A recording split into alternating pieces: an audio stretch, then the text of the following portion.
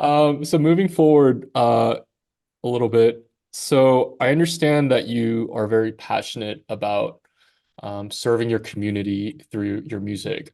I know that you're very involved with the Renovare Ensemble, if I'm pronouncing that correctly. Can you talk a little bit about what all that entails and what their mission is? Sure, yeah. So I volunteer with Renovare. A friend of mine started this organization. She's amazing. It's so amazing what she's doing in her organization. So and I'm a very small part of it that when I can I volunteer. But so she started this basically a chamber ensemble that a lot of what they do is go into prisons and teach um, string programs to inmates. Um, so here in Northeast Ohio, so there's men's correctional facility and a women's correctional prisons that they go into and they teach they have these string programs that they go in every week and teach violin, viola, and cello. Rebecca is a cellist and Lelia is a violinist, and I think Mm, they're getting a violist. So that's a lot of what they do. They have this weekly string program, and mhm. they put on concerts. um, the inmates at like usually at Christmas and one in May, and the inmates can invite their families to come in and hear. And it's Mhm. really I haven't got a chance to go to one of their concerts yet, but I've read about that and read like feedback from the inmates and how it's just really amazing, life-changing work that they're doing. So I have gone with them into the prisons. It's in one prison a number of times, and just because Rebecca asked me to, and I love that.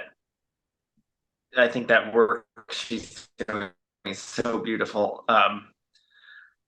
Yeah, and so again, I like to talk about what they're doing because it's amazing work. I have a very small part of it, but everybody should check it out.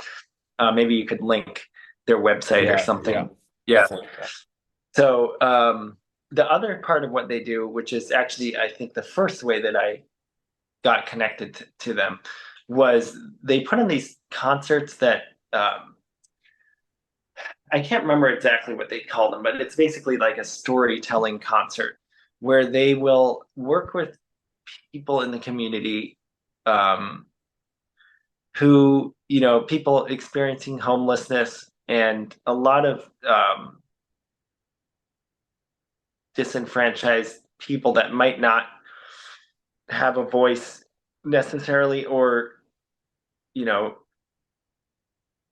interact with a lot of others, the rest of society otherwise. Mm, yeah. And they tell their stories. So the one that I went to was people experiencing homelessness, and they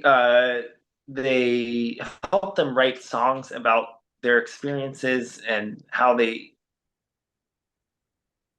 their life story basically, and it's just really incredibly beautiful. And that one that I went to was very moving for me and my wife, and that's after that is when I kind of got involved going with them into the prisons every once in a while. So yeah, I think those are the two main things that they do is like kind of community engagement with the storytelling concerts and and then the teaching in the prisons. So Mm, yeah, and that's really so wonderful because I think during the beginning of the pandemic, a lot of musicians especially had this existential crisis almost about what their purpose in society is if, you know, if Mhm. all we do is music. But with something like that, I feel like it's very explicit. Like we have a purpose, and it's, you know, it can be something like, you know, sharing music with people that otherwise might not be able to access it. And I Mhm. mean, that's such a beautiful thing. I think it's such a it should be a priority for all of us as musicians to take on that responsibility to whatever degree. So that's really it's really beautiful. Yeah, those ladies really inspire me with the work that they're doing. Yeah. It's amazing. Yeah. Well, and I think Rebecca and I overlapped 1 year at CIM, and I think she had already sort of started that program, but Mm. I just love how that how that's grown now. So it's really Yeah. wonderful. Yeah.